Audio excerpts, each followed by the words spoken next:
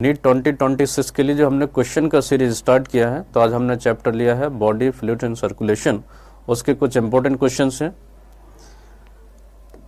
देखिए, पहला क्वेश्चन है the flow of blood in human heart is from. Human heart में ब्लड का फ्लो का सही डायरेक्शन क्या है? तो देखिए, यहाँ पे पहला ऑप्शन है ventricles, atria, pulmonary artery and atria. Wrong option हो गया है। एट्रिया से पहले वेंट्रिकल में ब्लड आना चाहिए। दूसरा ऑप्शन भी क्या हो गया? रॉन्ग हो गया है। एट्रिया से वेंट्रिकल में जाएगा, वेंट्रिकल से पल्मोनरी आर्टरी में जाएगा, लेकिन किस वेंट्रिकल से जा रहा होगा? जनरली राइट वेंट्रिकल से। अगर लेफ्ट वेंट्रिकल से ब्लड पंप होगा तो किधर जाएगा? वो आयोर्टा में जाएगा, और आयोर्टा से डिफरेंट बॉडी पार्ट के अंदर जाने वाला है। तो ऑप्शन के हिसाब से भी हमारा आंसर क्या हो जाएगा? Third is the correct answer. Okay, next question है हमारा serum is. What is the serum? अब देखिए, पहले तो ब्लड क्या होता है? Blood equal to plasma plus cells, है ना। प्लाज्मा प्लस सेल्स मिलके क्या बनेगा? यहाँ पे ब्लड प्लाज्मा 55% होता है और सेल्स 45% होते हैं। सेल्स को यहाँ पे अपन फॉर्म्ड एलिमेंट कह सकते हैं। और अगर मुझे प्लाज्मा को डिफाइन करना होगा, plasma equal to blood minus cells, उसको मैं क्या बोल सकता हूँ? प्लाज्मा बोल सकता हूँ। और प्लाज्मा के अंदर क्या है? जनरली प्रोटीन्स हैं,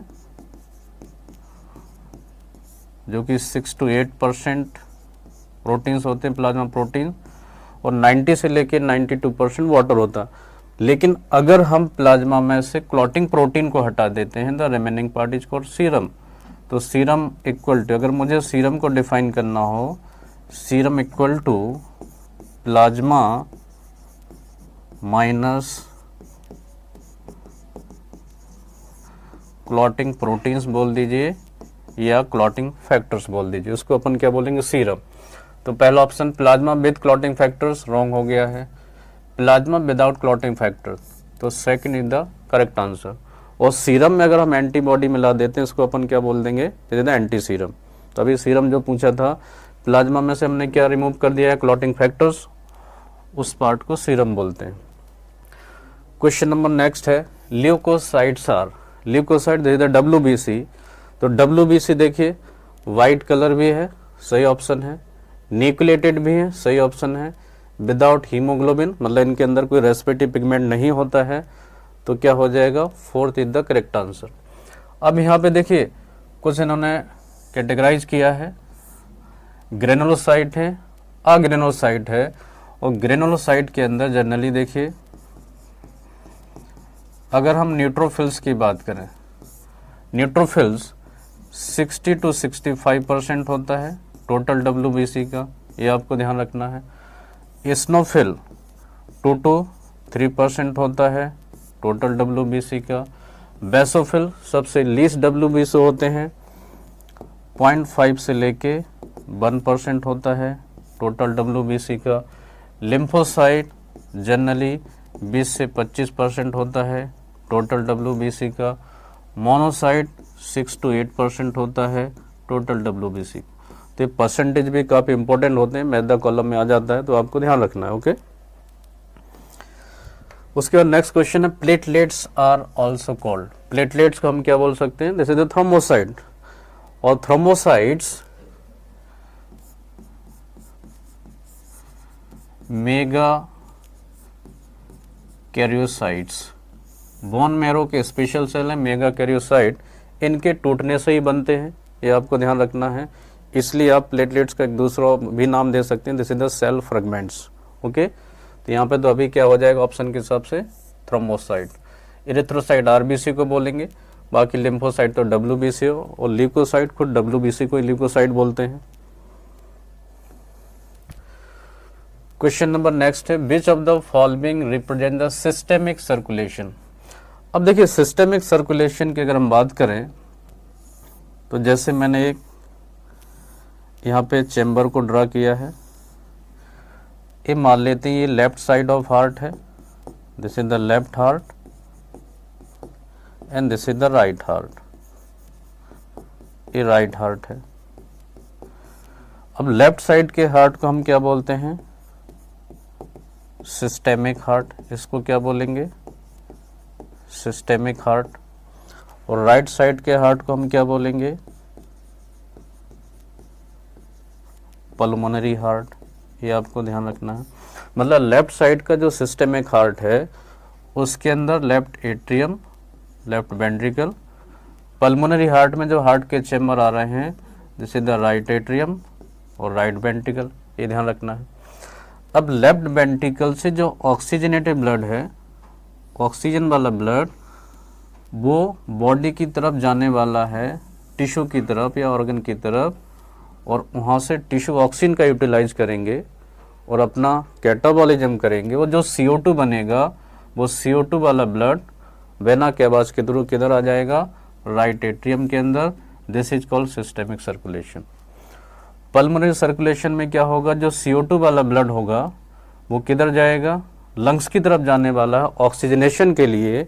तो राइट वेंट्रिकल से ब्लड निकल के लंग्स की तरफ जाके लंग्स से ऑक्सीजन मिक्स होगा और लेफ्ट एट्रियम की तरफ आ जाएगा। This is the pulmonary circulation. Okay, complete double circulation हो गया जिसके पास 4 चैम्बर हार्ट होगा। अब देखिए, राइट एट्रियम डोर्सल आयोर्टा नहीं होगा, लेफ्ट एट्रियम वेना कैवा नहीं होगा। लेफ्ट एट्रियम से पहले लेफ्ट वेंट्रिकल में जाएगा, फिर डोर्सल आयोर्टा में जाएगा, उसके बाद क्या होगा, टिश्यू में जाएगा। टिश्यू उस ऑक्सीजन का यूज करेंगे और वेना कैवा के थ्रू किधर आ जाएगा, राइट एट्रियम के अंदर। तो सिस्टेमिक सर्कुलेशन का जो करेक्ट पाथ है वो हमारा क्या हो जाएगा, third is the correct answer. Options के अकॉर्डिंग वो स्टार्ट लेफ्ट वेंट्रिकल से भी कर सकते थे। ओके, क्वेश्चन नंबर नेक्स्ट है, the second heart sound, this is the dub sound. जो S2 साउंड भी आप इसको बोल सकते हैं, साउंड 2 बोल सकते हैं। और साउंड 2 हमको तब सुनाई आता है जब सेमिलुनर वेल्व बंद होते हैं। देखिए, सेमिलुनर वेल्व तब बंद होंगे जब वेंट्रिकुलर डायस्टोल ऑनसेट होता है, ये आपको ध्यान रखना है। तो पहला तो ऑप्शन नहीं होगा, second is the correct answer. और जो डब साउंड है वो जनरली शार्प साउंड है, ये आपको ध्यान रखना। हाई फ्रीक्वेंसी का साउंड है, बहुत अच्छे से सुना जाता है। उसके बाद नेक्स्ट क्वेश्चन है, bicuspid valve are found between, bicuspid valve किस साइड होंगे। अब देखिए, थोड़ा सा और ड्रा करते हैं अपन।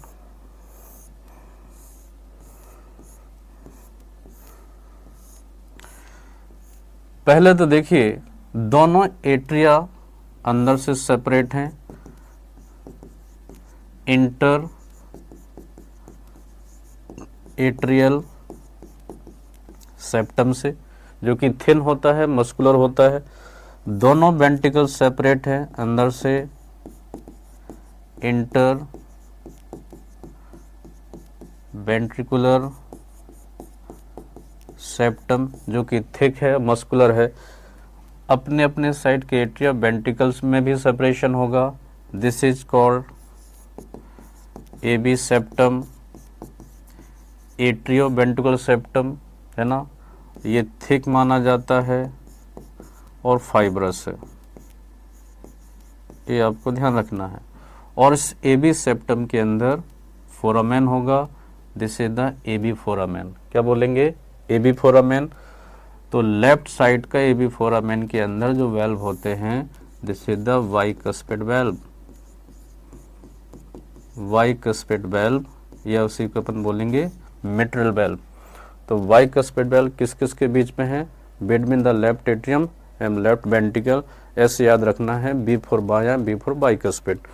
और यहाँ पे क्या होगा, ट्राइकस्पिड वेल्व, ये आपको ध्यान रखना है। तो लेफ्ट AB फोरामेन के अंदर bicuspid valve, right AB foramen के अंदर ट्राइकस्पिड वेल्व, यहाँ पे ट्राइकस्पिड वेल्व होंगे।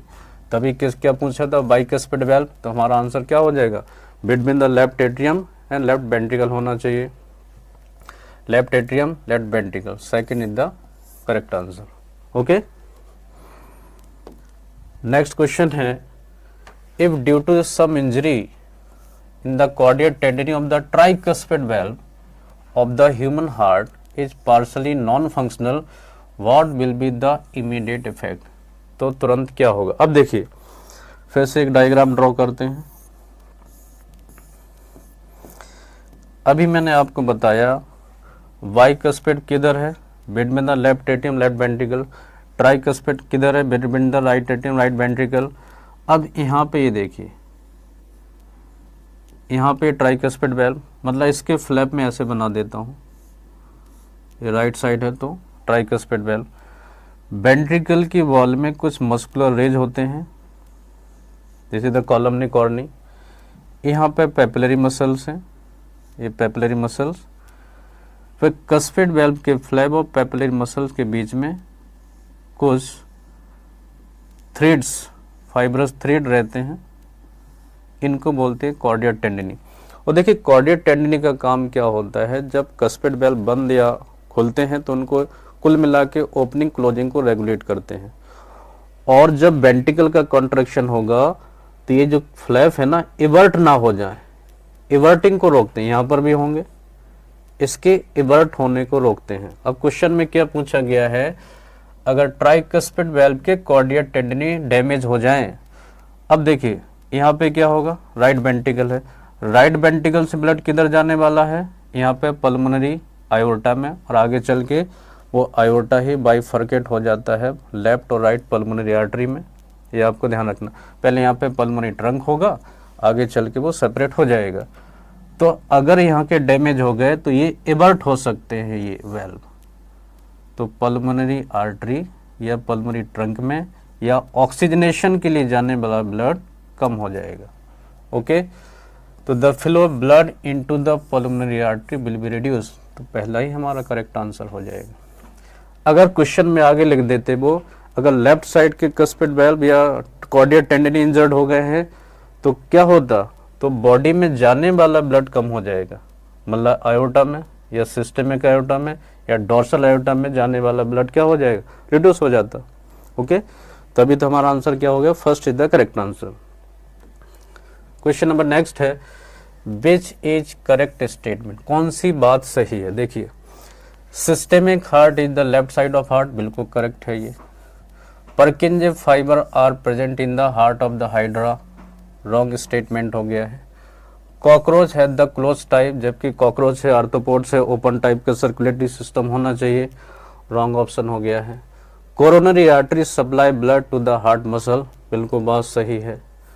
तो ए और डी कोई ऑप्शन अपन को लगाना पड़ेगा, तो third is the correct answer. Okay, फिर नेक्स्ट है हमारा कैस्केड प्रोसेस। देखिए कैस्केड प्रोसेस का मतलब होता है एक एंजाइमेटिक चेन रिएक्शन है, एक पूरा लिंक रिएक्शन है, this is the cascade process, और ये जनरली ब्लड क्लॉटिंग से रिलेटेड होता है। अब देखिए ब्लड क्लॉटिंग की बात करें तो कुछ इंपॉर्टेंट पाथवे रहते हैं। एक होगा यहाँ पे एक्सट्रिंसिक पाथवे, एक्सट्रिंसिक पाथवे, एक होगा इंट्रिंसिक पाथवे। अब एक्सट्रिंसिक पाथवे में क्या हो गया है, टिश्यू इंजर्ड हो गए हैं। इंट्रिंसिक पाथवे में प्लेटलेट्स इंजर्ड हो गए हैं, और दोनों ने कुछ केमिकल निकाला है, थ्रोम्बोप्लास्टिन्स, क्लॉटिंग फैक्टर अपन इसको बोलेंगे, थ्रोम्बोप्लास्टिन्स। अब थ्रोम्बोप्लास्टिन कैल्शियम के प्रेजेंस में क्या बन जाएगा, thrombokinase, this is the thrombokinase, thrombokinase, this is the step number first. तो एनसीईआरटी ने ब्लड क्लॉटिंग की 3 इंपॉर्टेंट स्टेप के बारे में थ्योरी में मेंशन किया है, उसी को थोड़ा मैं ये डायग्रामेटिक बता रहा हूँ। और दूसरा हो गया है प्रोथ्रोम्बिन को आगे चल के किस में कन्वर्ट किया जाएगा, थ्रोम्बिन में, यहाँ पे एंजाइम ये काम करेगा, this is the step number second. And third one final step में क्या होगा, फाइब्रोनोजिन आगे चल के किस में कन्वर्ट हो जाएगा, फाइब्रिन्स में, और यही एक टाइप का क्लॉट माना जाता है। जो उसके थ्रेड्स हैं, फाइब्रिन के थ्रेड्स हैं, और यहाँ पे कौन काम करेगा, दिस इज द थ्रोम्बिन। तो ये पूरा कैस्केड है, एक बार रिएक्शन स्टार्ट हो गया है सब चीज़ें अपने आप चलती जाएंगी, ठीक है। तो ये इनएक्टिव फॉर्म में रहते हैं, जितने भी क्लॉटिंग प्रोटीन्स हैं उनको एक्टिवेट किया जाता है, okay. This is the cascade process, किससे रिलेटेड हो गया है, तो ब्लड क्लॉटिंग से, ओके। नेक्स्ट हमारा क्वेश्चन है, given below 4 statement regarding the human blood circulatory system. 4 statement दिए हैं, अपन को देखना है कौन सही है कौन गलत है। आर्टरीज आर थिन बॉल, गलत हो गया, थिन की जगह क्या होना चाहिए था, थिक बॉल होना चाहिए था, पहला स्टेटमेंट ही रॉन्ग हो गया है। Angina is the acute chest pain, यहाँ तक तो ठीक है। When the blood circulated to the brain, ये वाली बात रॉन्ग हो गई है, यहाँ पे हार्ट या कार्डिक मसल्स होना चाहिए था, तो दूसरा भी हो गया है wrong. Person with blood group A B, एक पर्सन जिसका ब्लड ग्रुप क्या है, ए बी है, donate blood to person with same blood group, मतलब ए बी वाला ए बी को ब्लड दे सकता है, ठीक है, ये तो सही हो गया है। Calcium ion play a very important role in the blood clotting, अभी मैंने बताया कैल्शियम का काफ़ी इंपॉर्टेंट रोल प्ले होता है उसके अंदर, ब्लड क्लॉटिंग के अंदर, तो डी भी सही है। तो हमारा क्या होना चाहिए, सी और डी द करेक्ट आंसर, तो first is the correct answer, okay. Next है ट्राइकस्पिड वेल, अभी मैंने बताया ट्राइकस्पिड वेल, इससे पहले वाले क्वेश्चन में अपन ने डिस्कस किया है। Tricuspid well between the right atrium and right ventricle, ऐसा अपन देखते हैं, राइट एट्रियम राइट वेंट्रिकल, और बाइकस्पिड होता तो between the left atrium and left ventricle, okay. Question number 13 है, विच इज करेक्ट स्टेटमेंट, कौन सी बात सही है, देखो। Fibrinogen help in the maintenance of osmotic pressure, जबकि ऑस्मोटिक प्रेशर के लिए क्या होना चाहिए, यहाँ पे अल्बुमिन होता तो वो करेक्ट हो जाता, मतलब पहला स्टेटमेंट तो रॉन्ग हो गया। फाइब्रिनोजन अभी किसके लिए अपन ने देखा, ब्लड क्लॉटिंग के लिए।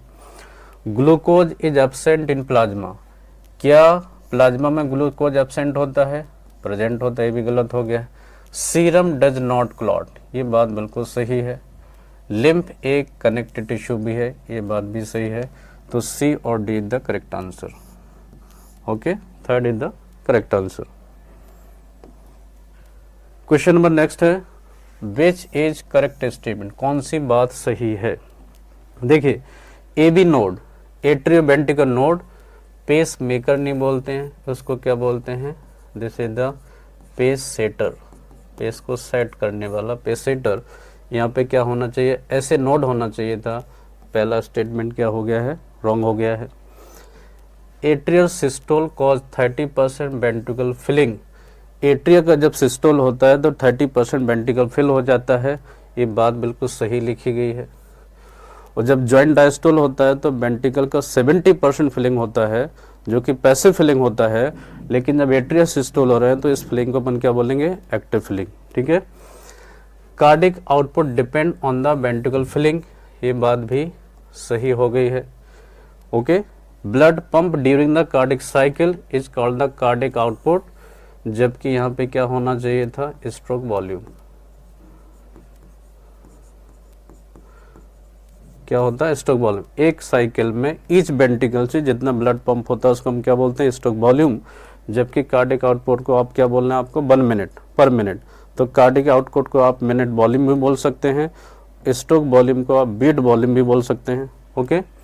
तो अभी हमारा बी और C is the correct answer, okay, second is the correct answer. Question number next है, if the cardiac output of person 5 litre, his breathing rate is 18। अब देखिए नॉर्मल जो ऑक्सीजनेशन होगा वो जितना अमाउंट होगा हमारे ब्लड में, जो एवरेज अमाउंट है ब्लड का वो 5000 ml है, 5 लीटर, तो इसमें कोई कैलकुलेटिव पार्ट नहीं है, डायरेक्ट क्वेश्चन पूछा है तो आप 5000 ml आंसर लगा सकते हैं, या 5 लीटर, ओके।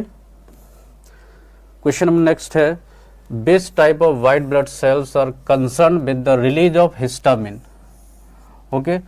पहले तो हिस्टामिन या तो बेसोफिल होगा या मास्ट सेल होगा, क्योंकि जो मास्ट सेल है बेसोफिल ही आगे चल के इनएक्टिव नॉन मोटाइल को ही हम आगे मास्ट सेल बोलेंगे, जो कि कनेक्टिव टिश्यू अपन पढ़ते हैं। तो वैसे अपन आंसर क्या लगा सकते हैं, बेसोफिल्स। ठीक है।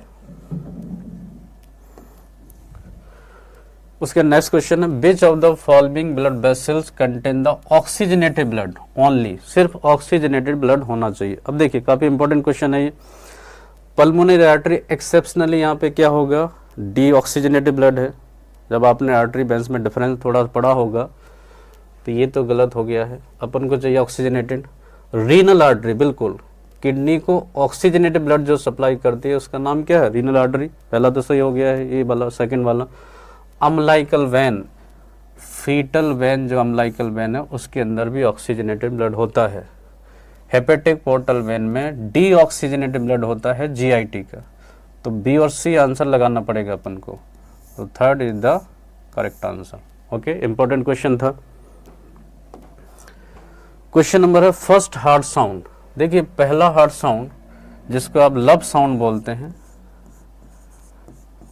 लब साउंड तब आता है जब कस्पेट वेल्व बंद होते हैं। एक बात आपको ध्यान रखना है, हार्ट के जो दो मेन प्रोमिनेंट साउंड है लब और डब, किसी न किसी वेल्व के बंद होने पे ही आते हैं। जो पहला साउंड है लब साउंड है वो किसके बंद होने पे आएगा, कस्पेट वेल्व। और कस्पेट वेल्व तब बंद होते हैं जब वेंट्रिकल सिस्टोल ऑनसेट होता है। वेंट्रिकल सिस्टोल की जब शुरुआत होती है तो कस्पेट वेल्व बंद होते हैं, और कस्पेट वेल्व बंद होंगे तो पहला साउंड आएगा, दिस इज द लब साउंड। ये लाउडर है, लॉन्गर है, लो फ्रिक्वेंसी का है, तो मैं ऐसे याद रखने के लिए बोलता हूँ LQ। लाउडर है, लॉन्गर है, लो फ्रिक्वेंसी का है। तो हमारा आंसर क्या हो जाएगा, first is the correct answer. Okay, next question है how many of the following animal have double circulation. अब देखिए डबल सर्कुलेशन के लिए क्या होना चाहिए, कंप्लीट 4 चैम्बर हार्ट होना चाहिए। ठीक है, या तो बर्ड्स होना चाहिए, या मैमल्स होना चाहिए, या क्रोकोडाइल जो कि एक्सेप्शनली रेप्टाइल से क्रोकोडाइल है, एलिगेटर है, गैबिलियास है, इनके अंदर ही 4 चैम्बर हार्ट होता है। देखिए तो रैबिट एक हो गया है, रैट एक हो गया है, फ्रॉग नहीं आएगा, डॉल्फिन एक हो गया है, लिजार्ड नहीं आएगा, व्हेल एक हो गया है, पिकॉक एक हो गया है, पिजन हो गया है। ओके, उसके बाद तो देखिए 1 2 3 4 5 और 6, मतलब 6 यहाँ पे ऐसे एग्जाम्पल लिखे गए हैं जहाँ पे कंप्लीट डबल सर्कुलेशन होगा, क्योंकि यहाँ पे 4 चैम्बर हार्ट है। तो हमारा आंसर क्या बन गया है, fourth is the correct answer. Okay, फिर नेक्स्ट है असर्शन रीजन टाइप का क्वेश्चन है। आजकल तो देखिए इस टाइप के स्टेटमेंट और AR टाइप के क्वेश्चन का काफ़ी ट्रेंडिंग है, इन पे थोड़ा सा आपको अच्छा प्रैक्टिस करना है। Assertion AB valve do not evert, AB valve evert नहीं होते हैं, जैसे अभी ये वेल्व में, अब इबर्ट का मतलब ऐसे, उसकी वजह क्या है, जब वेंट्रिकल सिस्टोल होता है तो इबर्ट नहीं होते हैं, क्योंकि जब वेंट्रिकल सिस्टोल हो रहा था, अभी अपन ने देखा था जो कॉर्डिया टेंडिनी था उसने उसको ऐसे पुल किया होगा, तो इबर्ट होने से वो उसको प्रिवेंट किया गया होगा। तो they are bounded to papillary muscle by the chordae tendineae, ये भी सही है, ये भी सही है, और कॉर्डिया टेंडिनी से बाउंडेड होते हैं, इसी वजह से उनको इबर्ट होने से रोका जाता है ड्यूरिंग द वेंट्रिकल सिस्टोल। तो हमारी दोनों बातें सही हैं और एक्सप्लेनेशन भी सही है, तो ए द करेक्ट आंसर। ओके, फिर चलते हैं globulin proteins of plasma mainly involve. अब देखिए ग्लोबुलिन जनरली के 3 मेजर प्लाज्मा प्रोटीन थे, अल्बुमिन था, ग्लोबुलिन था और फाइब्रिनोजिन था। जो अल्बुमिन होता है वो BCOP रेगुलेट करता है, ग्लोबुलिन होगा वो डिफेंस मैकेनिज्म के लिए है। जब डिफेंस मैकेनिज्म के लिए है तो क्या लगा देंगे, एंटीबॉडी फॉर्मेशन। अब एंटीबॉडी आपने सुने होंगे, हम याद रखने के लिए बोलते हैं गामड़े, मतलब जैसे the IgG, IgA, IgM, IgD और IgE। तो ये ज़्यादा से कम की तरफ सीक्वेंस है, काफ़ी इंपॉर्टेंट है, तो आप भी याद रख सकते हैं गामड़े से। तो हमारा आंसर क्या हो जाएगा क्वेश्चन के according 4 is the correct answer. Okay, फिर नेक्स्ट है the amount of blood that passively flow from atria to ventricle. Okay, अब देखते हैं थोड़ा सा, अगर मैं एक पाई चार्ट यहाँ पे बनाऊं like this is the point 1, this is the point 3, this is the point 4। ये एट्रियल सिस्टोल है, वेंट्रिकल सिस्टोल है और जॉइंट डायस्टोल है। This is the joint diastole. Joint diastole मतलब when all the chamber of heart are in relax state, heart के सभी chamber जब relax state में होते हैं उसको अपन क्या बोलेंगे, जॉइंट डायस्टोल। तो देखिए जॉइंट डायस्टोल में सिर्फ हार्ट के चैम्बर का फिलिंग होगा, ये आपको ध्यान रखना है। तो अब मान के चलिए 70% जो वेंट्रिकल का फिलिंग होता है वो जॉइंट डायस्टोल पे ही हो जाता है। रिमेनिंग जो वेंट्रिकल का 30% फिलिंग होगा वो एट्रियल सिस्टोल के टाइम पे होता है। मतलब आप देखिए मोस्ट ऑफ द टाइम तो वेंट्रिकल फिल ही होते रहते हैं। इससे पहले हमने जो क्वेश्चन किया है तो वेंट्रिकल का कितना फिलिंग हो रहा है उससे भी डिसाइड होगा कार्डियक आउटपुट कितना होगा, ये आपको ध्यान रखना है। तो इस ऑप्शन के हिसाब से अपन देखते हैं लगभग वेंट्रिकल एट्रिया से वेंट्रिकल में पैसिवली की बात कर रहे हैं तो 70% के पास कोई ऑप्शन होना चाहिए था, तो third is the correct answer. अगर एक्टिवली होता तो आप 30% के आसपास आंसर लगा सकते थे। ओके, क्वेश्चन आएगा फिर next, during the ventricle systole, जब वेंट्रिकल का सिस्टोल होता है। अब देखिए जब वेंट्रिकल का सिस्टोल होगा तो क्या होगा, कस्पिड वेल बंद हो जाएंगे, सेमिलुनर ओपन हो जाएंगे।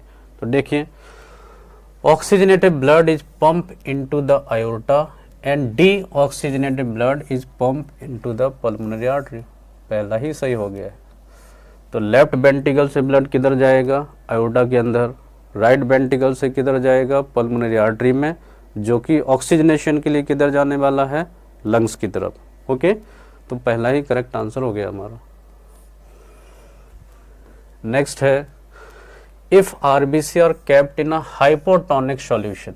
अगर हम आरबीसी को कहाँ रख दें, हाइपोटोनिक सॉल्यूशन के अंदर, तो आरबीसी के साथ क्या होगा। अब देखिए मान लो मैंने एक वेसल्स के अंदर यहाँ पे सॉल्यूशन हाइपोटोनिक है, मतलब वहाँ पे सॉलिड का कॉन्सेंट्रेशन कम है और ये आरबीसी हमारा, तो इसके रिस्पेक्ट में यहाँ का एनवायरनमेंट आरबीसी के अंदर का क्या होगा, हाइपरटोनिक। और आपको पता है जहाँ पे कॉन्सेंट्रेशन ज़्यादा होता है पानी उसके अंदर आता है, तो इधर का पानी इस आरबीसी के अंदर जाएगा, तो आरबीसी क्या होगा, स्वेल अप होगा, और स्वेल अप होगा फूल के क्या हो जाएगा, बस्ट हो जाएगा। तो increase in size and bast. अगर यही सीख जाए हाइपरटोनिक लिख देते तो हमारा आंसर क्या हो जाता, third is the correct answer हो जाता अगर हाइपरटोनिक लिख दिया जाता। ओके, इंपॉर्टेंट ये भी था। Question number 25, in human cardiac cycle which of the following statement is false. Cardiac cycle के बारे में देखिए क्या है जो गलत है। The time taken for one cardiac cycle decrease. Okay, एक कार्डिक साइकिल का समय कितना था, 0.8 सेकेंड। तो अगर मेरे हार्ट बीट तेज चल रहे हैं, वो हार्ट बीट का फास्ट होने को बोलते हैं टेकीकार्डिया, कम होने को बोलते हैं ब्रेडिकार्डिया। तो अगर टेकीकार्डिया चल रहा है डेफिनेटली कार्डिक साइकिल का समय कम हो गया होगा। तो ये बात तो सही है, मतलब ये पहला तो आंसर नहीं हो सकता, ये ट्रू स्टेटमेंट हो गया, अपन को फॉल्स चाहिए। The time interval for the joint diastole, अभी मैंने बताया जॉइंट डायस्टोल का टाइम कितना है, 0.4 सेकेंड। इसमें हार्ट के सभी चैम्बर कैसे होते हैं, रिलैक्स होते हैं, और सिर्फ हार्ट के चैम्बर का यहाँ पे फिलिंग होगा। तो ये भी आंसर नहीं हो सकता है, मतलब ये करेक्ट लिखे गए हैं, ध्यान रखो। The time interval for joint systole, joint systole वाली तो कोई बात ही नहीं बोली है, तो third is the correct answer. Fourth ही पढ़ लेते हैं, left ventricle takes 0.5 second to complete one diastole. बिल्कुल, चाहे लेफ्ट हो चाहे राइट हो, उसका आंसर 0.5 ही आएगा, मतलब ये भी सही है, मतलब ये भी आंसर नहीं होगा। अपन को गलत चाहिए था तो हमारा आंसर ये वाला गलत लिखा गया, बाकी ये तीनों ये सही लिखे गए। ओके, ये भी काफ़ी इंपॉर्टेंट क्वेश्चन था। Question number 26, during the diastole auricle receive. अब देखिए जब डायस्टोल होगा तो अभी मैंने बताया है जब डायस्टोल होता है, चैम्बर का रिलैक्सेशन होता है, तो हार्ट के चैम्बर में सिर्फ ब्लड फिल होगा, ब्लड बाहर नहीं जाएगा, ध्यान रखना है। तो अगर मैं यहाँ पे बात करूँ, देखिए अगर लेफ्ट एट्रियम की बात कर रहा हूँ यहाँ पे कौन सा ब्लड आएगा, oxygenated.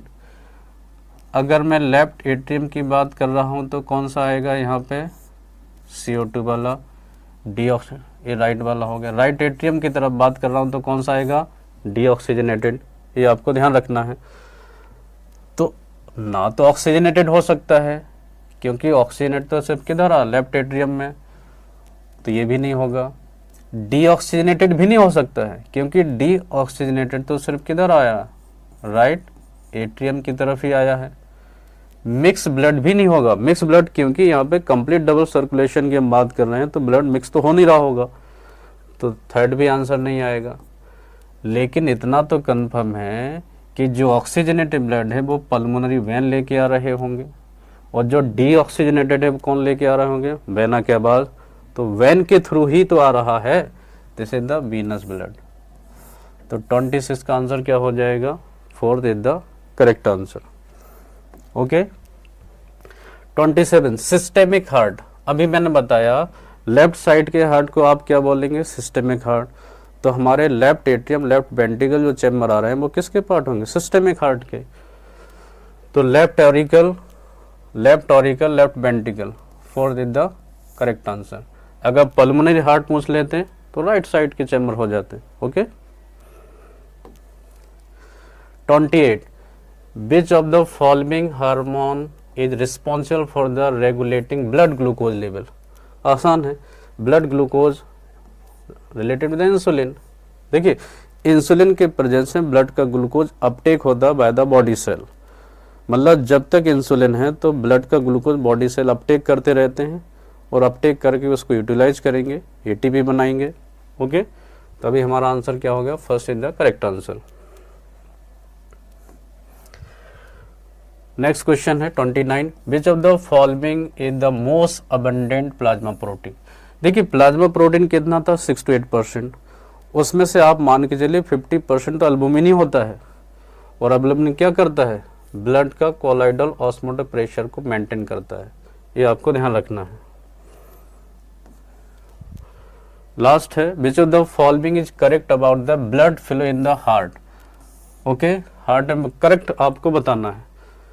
Left ventricle pump blood into the pulmonary artery, क्या लेफ्ट वेंट्रिकल से ब्लड पल्मोनरी आर्टरी में जाएगा, पल्मोनरी आर्टरी में तो राइट वेंट्रिकल से जाना चाहिए, तो पहला तो गलत हो गया है।